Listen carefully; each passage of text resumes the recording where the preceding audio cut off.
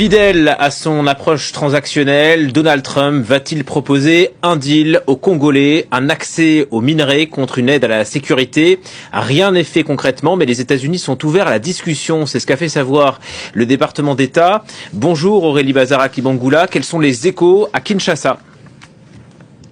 Eh bien, écoutez, selon les déclarations du département d'État américain faites à plusieurs médias, les États-Unis se sont dit prêts à discuter avec la RDC d'un partenariat sur les minerais rares congolais. Alors, pour contextualiser, il faut le rappeler, la République démocratique du Congo possède les plus grandes réserves mondiales de cobalt, un métal prisé utilisé dans la fabrication de batteries des véhicules électriques. Et le pays possède également d'importantes réserves de lithium et de cuivre.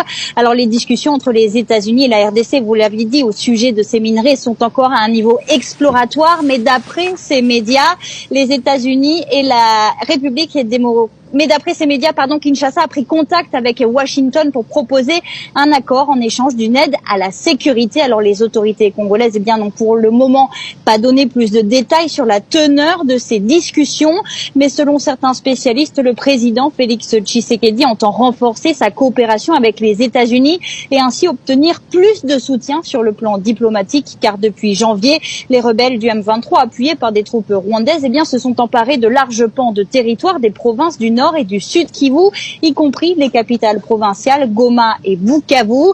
Alors les efforts diplomatiques de la communauté internationale n'ont jusque-là pas eu de réel impact sur le terrain. Les offensives se poursuivent.